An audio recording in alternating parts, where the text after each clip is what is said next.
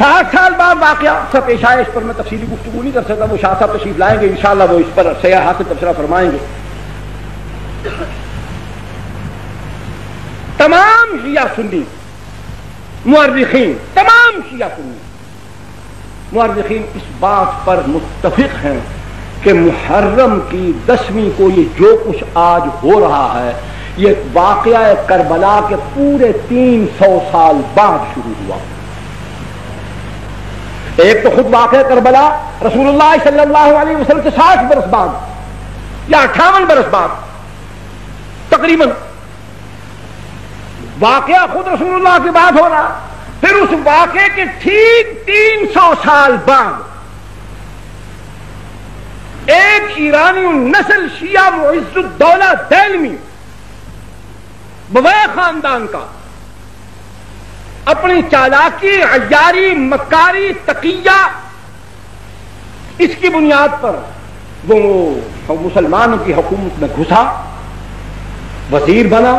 اس نے بغداد کے اندر سب سے پہلے جلال الدین سیوطی رحمۃ اللہ علیہ اور غالباً البدایہ والنہایہ والے بزرگوں نے 351 ہجری لکھا ہے، باقی تمام بزرگوں نے 352 ہجری میں. معز الدولہ دہلوی رافضی شیعہ نے، ایرانی تھا، اس نے سب سے پہلے 10ویں محرم کو حکم جاری کیا کہ بازار بند کر دیے جائیں، نان بائی پکانا بند کر دیں. حکمن کہا کہ عورتیں اپنے سروں کو کھول کر، بالوں کو بکھرا کر، سیاہ لباس پہن کر، سروں میں خاک ڈالتی ہوئی، منہ پر تھپڑ مارتی ہوئی، اپنے کپڑے چاک کرتی ہوئی بازار میں نکلے. یہ حکمن اس نے کرایا. نمبر 2، سب سے پہلے قبہ گنبد نما ایک گنبد بنوا کر شہر کے چوک میں رکھوایا، اس پر ٹاٹ ڈالے، وہ نمونہ بنایا سیدنا حسین رضی اللہ تعالی عنہ کے مزار کا. یہ پہلا کام بھی اسی نے کیا. تیسرا، اپنے دور حکومت کے اندر بغداد کی تمام مساجد کے دروازوں پر تمام صحابہ کرام بالخصوص سیدنا معاویہ رضی اللہ تعالی عنہ پر لعنت لکھی ہوتی تھی. یہ معز الدولہ دہلوی حرام خور خنزیر، سب سے دنیا کا کوئی مورخ یہ بات ثابت نہیں کر سکتا. قسم خدا کی کھا کر کہتا ہوں، میں غریب آدمی ہوں، نقد دینے کا دعویٰ نہیں کر سکتا، اور میں جھوٹا ثابت ہو جاؤں تو سر بازار مجھے 100 کوڑے مار دینا.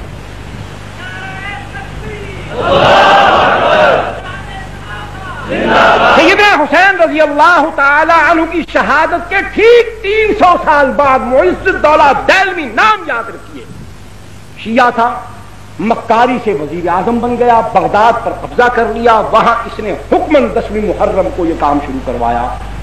عورتوں کو حکمن باہر بھیجا کہ سر کھولو، بال کھولو، سیاہ لباس پہنو، سینہ کوبی کرو، اپنے منہ پر تھپڑ مارو، سر میں راکھ ڈالو، نوح خانی کرو، وا پیدا کرو. پھر سمجھ لو کہ یہ کیا آسان طریقہ تھا کہ جب عورتیں نوجوان ہوں، خوبصورت ہوں، سیاہ لباس ہو، بال کھلے ہوں، وہ واویلا کرتی ہوں تو تماشا ہوگا کہ نہیں ہوگا؟ دیکھنے والا کون کون شیطان کہاں کہاں سے اٹھ کر نہیں آئے گا. اور یہاں تو وہ کیا ہے کہ اس حالت میں وہ یاد نہیں آ رہا، فارسی کا شعر ہے کہ بڑے بڑے عباد اور زہاد جو ہوتے ہیں ان کا وضو بھی ٹوٹ جاتا ہے، تسبیحیں ہاتھ سے چھوٹ جاتی ہیں. اس انداز میں اگر بازار کے اندر حسن کی فراوانی ہو اور جلوہ یار یوں حشر بدامہ ہو کر نکلے تو پھر کہاں کون ٹھہر سکتا ہے؟ بغداد کی سرزمین، بادشاہ کا حکم، اقتدار کا حکم، پھر کون نکلا ہوگا اور کس کس کو نکالا گیا ہوگا؟ کیسی کیسی ڈھونڈ ڈھونڈ کر نکالی ہوں گی، کیسے کیسے جلوے مہیا کیے گئے ہوں گے، کیسی کیسی افسرائیں نرتقیں دکھاتی ہوئی وہاں جلوہ افروز ہوئی ہوں گی.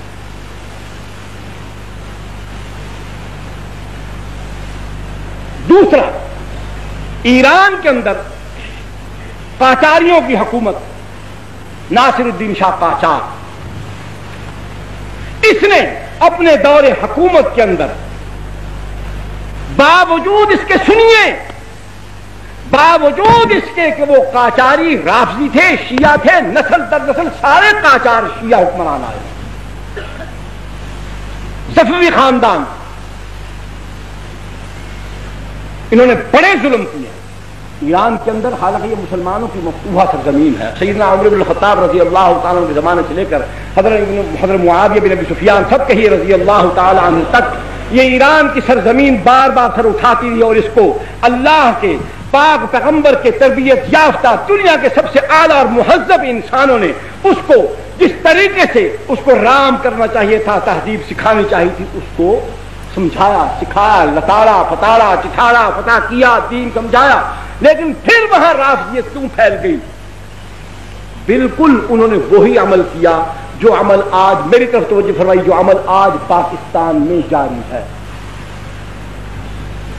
انہوں نے وہاں سنی مسلمان عوام کو کچھ نہیں کہا، صفوی خاندان کے بادشاہوں نے 20,000 سے زائد علماء کو قتل کر دیا،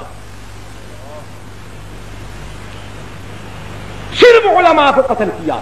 تو علماء کے قتل ہو جانے کے بعد نہ دین بتانے والا کوئی ہوگا، نہ سمجھانے والا کوئی ہوگا، تو پھر جو ہم کہیں گے وہ خود بخود لوگ قبول کرتے چلے جائیں۔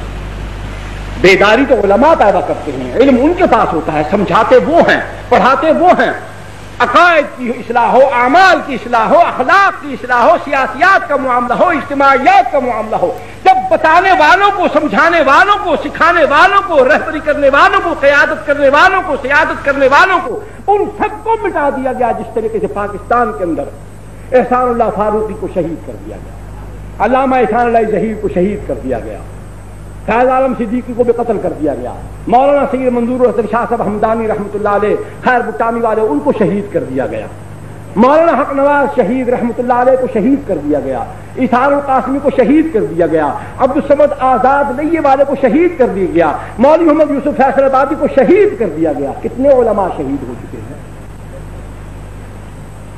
سنی مسلمان نوجوان کام کرنے والے کارکن اس کے علاوہ 100 سے زائد وہ ہیں، خفیہ طریقے سے جن کو مارا گیا ہے وہ الگ ہے۔ جب اسی طریقے سے اہل سنت والجماعت کا طرز عمل یہی ہوگا جو آج ہمارا ہے، تو بالکل وہی صفوی خاندان والا عمل پاکستان میں شروع ہو چکا ہے۔ یہ بھی اس بات کی نشاندہی کرتا ہے کہ سنی سن ہو چکا ہے، اس کے اندر غیرت دینی مر چکی ہے، اس پر پھٹکار پڑ گئی ہے کہ صحابہ کے پر لعنت بھیجنے والے مردود ملعون لوگوں کے ساتھ تعلقات کی وجہ سے خدا نے اس کا ایمان سلب کر دیا، اس سے غیرت دینی چھین لی ہے۔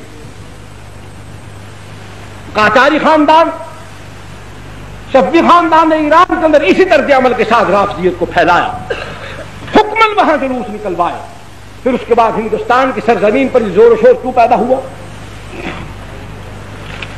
کیا ہے؟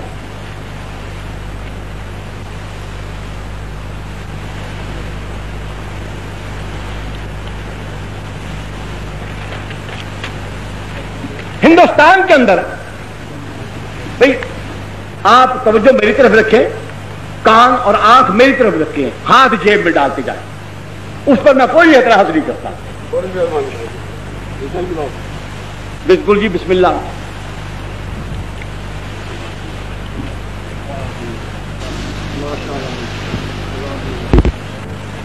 توجہ میری طرف رکھیں، یہ بیٹے